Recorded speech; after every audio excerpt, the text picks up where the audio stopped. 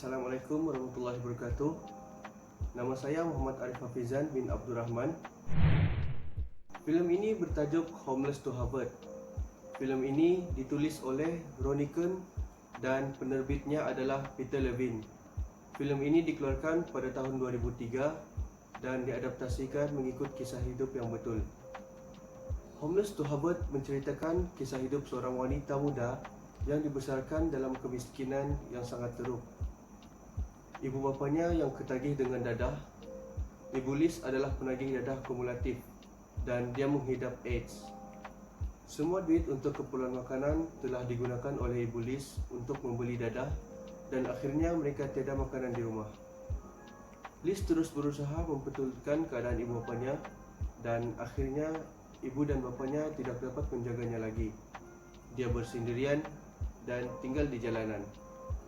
Setelah memperolehi diploma hanya dalam 2 tahun, Liz mendapat beasiswa New York Times untuk pelajar yang tidak berkemampuan yang membolehkannya mengikuti pembelajaran di University Harvard. Liz dapat menginspirasikan semua orang kerana mempunyai cabaran hidup yang sukar dan dapat dicontohi. Dia faham bahawa pendidikan adalah kunci untuk melepaskan dirinya dari keadaannya yang mengerikan. Melalui matlamatnya sendiri, dia mencapai impiannya yang mustahil. Perasaan saya semasa menonton filem ini adalah filem ini sangat sesuai untuk dilihat oleh semua golongan. Filem ini juga bagus ditontonkan kepada kanak-kanak agar mereka dapat melihat pengorbanan seorang yang kurang berkemampuan lalu tabah menghadapi cabaran hidupnya dan sangat mementingkan pelajaran. Hal ini kerana ilmu sangat penting dalam kehidupan seseorang bagi menjamin masa hadapannya. Kita dapat contohi wanita yang tidak mempunyai pelajaran, iaitu Ibu Liz sendiri. Sewaktu kecil dia tidak bersekolah dan sewaktu dewasa dia telah mengambil dadah kerana kurangnya ilmu di dadah. Filem ini juga banyak nilai-nilai murni yang dapat dicontohi daripada kisah hidup Liz. Seperti yang kita tahu, Liz berusaha untuk menyambung pelajaran dan akhirnya dia dapat melanjutkan pelajarannya di University Harvard. Dalam subjek ekonomi buruh pada bab model Inson, pendidikan sangat penting dalam kehidupan seseorang kerana apabila seorang individu itu melanjutkan pelajarannya ke peringkat yang lebih tinggi, ia akan mempengaruhi pendapatannya sewaktu bekerja. Cabaran yang dihadapi oleh watak utama, iaitu Liz, adalah yang pertama, sabar. Walaupun di sekolah Liz dibuli, namun Liz tidak pernah menyimpan perasaan dendam. Dan kehidupan Liz juga sangat mencabar dan banyak ujian yang perlu ditempuhinya walaupun tanpa sokongan moral daripada ibu bapanya. Yang kedua adalah penyayang. Liz merupakan seorang yang penyayang apabila beliau memperlihatkan wataknya yang sangat menyayangi ibunya. Sewaktu ibunya sakit, Liz juga merawatnya dan menjaga ibunya dengan baik. Berdikari. Liz merupakan seorang yang berdikari kerana hidup tanpa sokongan ibu bapa dan terpaksa mencari kerja sambilan untuk menempuh kehidupannya seharian. Pada pendapat saya, kejayaan seseorang adalah bermula daripada cabaran.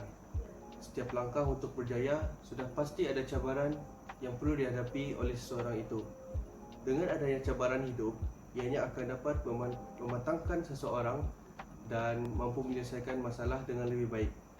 Seperti cabaran saya untuk terus melanjutkan pelajaran, saya banyak cabaran yang saya hadapi sewaktu saya di sekolah menengah. Kerana saya bersekolah di sekolah bersama penuh dan saya mempunyai masalah untuk berpisah daripada keluarga. Jarak rumah saya daripada sekolah saya adalah sangat jauh dan berbeza negeri. Saya juga tidak dapat mengurus masa dan diri saya. Setelah beberapa bulan di sana, saya dapat menyesuaikan diri saya di sana dan akhirnya alhamdulillah saya berjaya menghabiskan zaman sekolah menengah saya dengan baik dan cemerlang, alhamdulillah. Pada pendapat saya, setiap orang sudah pasti ada matlamat tersendiri dan impian yang ingin dicapai. Setiap matlamat individu seharusnya adalah matlamat yang positif. Hal ini kerana matlamat yang jelas akan dapat menentukan hala tuju kehidupan seseorang. Seseorang yang mempunyai matlamat akan berusaha bersungguh-sungguh bagi merealisasikan matlamat tersebut. Seperti saya mempunyai matlamat tersendiri dan impian yang tersendiri. Sewaktu saya kecil lagi, saya ingin menjadi seorang usahawan yang sangat berjaya. Hal ini kerana saya ingin membantu keluarga saya dan juga masyarakat di luar saya. Cita-cita saya juga adalah untuk membuka sekolah tahfiz bagi anak-anak yatim di luar sana. Sering bermain di fikiran saya dan saya sering memegang mutiara kata tersebut. Janganlah engkau letak harapan setinggi busut, kerana jika ianya jatuh, ia akan jatuh di atas tanah. Dan letaklah harapan setinggi langit, kerana jika ianya jatuh, ia akan jatuh di atas gunung yang tinggi. Sekian, terima kasih.